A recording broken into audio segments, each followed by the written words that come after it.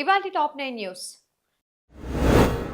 తెలంగాణ ముఖ్యమంత్రి రేవంత్ రెడ్డి నేడు ఢిల్లీ పర్యటనకు వెళ్తున్నారు. రాష్ట్రంలో ఖాళీగా ఉన్న నామినేటెడ్ పదవుల భర్తీ మరియు మంత్రివర్గ విస్తరణపై ఏఐసీసీ అగ్రనేతలతో ఆయన కీలక చర్చలు జరపనున్నారు. ఫిరాయింపు ఎమ్మెల్యేలపై అనర్హత వేటు వేయాలన్న పిటిషన్లపై తెలంగాణ అసెంబ్లీ స్పీకర్ గడ్డం ప్రసాద్ కుమార్ నేటి నుంచి విచారణ ప్రారంభించనున్నారు. మొదటి విడతలో భాగంగా ఎమ్మెల్యే దానం నాగేందర్ కేసును విచారిస్తారు. రోడ్డు ప్రమాద బాధితులను ఆదుకునేందుకు కేంద్ర ప్రభుత్వం సరికొత్త పథకాన్ని తెచ్చింది. ప్రమాదం జరిగిన మొదటి గంటలో బాధితులకు ఉచితంగా నగదు రహిత అత్యవసరమైన వైద్యం అందించడమే ఈ పథకం యొక్క ముఖ్య ఉద్దేశం. గోదావరి నదికి వచ్చే వరదలను శాస్త్రీయంగా అరికట్టేందుకు ఇస్రో రంగంలోకి దిగింది. శాస్త్రవేత్తల బృందం నేడు ఉమ్మడి కాకినాడ జిల్లాలోని ముంపు ప్రాంతాల్లో పర్యటించి ఉపగ్రహ ఛాయా చిత్రాల ఆధారంగా ప్రభుత్వానికి నివేదిక ఇవ్వనుంది. రంజాన్ మాసాన్ని పురస్కరించుకుని ముస్లిం ప్రభుత్వ ఉద్యోగులకు తెలంగాణ ప్రభుత్వం వెసులుబాటు కల్పించింది.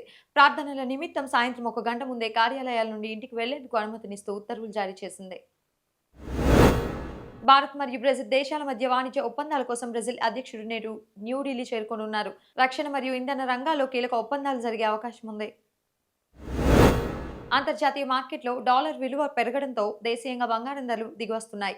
వరుసగా రెండో రోజు కూడా తులానికి 400 నుంచి 600 వరకు ధర తగ్గడంతో వినియోగదారులు ఆనందం వ్యక్తం చేస్తున్నారు.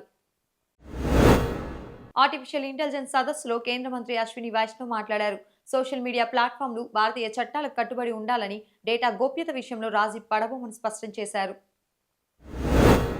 క్రికెట్ అభిమానులకు నేడు వసంతైన వినోదం అందనుంది. టీ20 ప్రపంచ కప్లో భాగంగా నేడు పాకిస్తాన్ మరియు నమీబియా జట్లు తలపడనున్నాయి. సెమీస్ రేసులో నిలవాలంటే పాక్కు ఈ మ్యాచ్ అత్యంత కీలకం.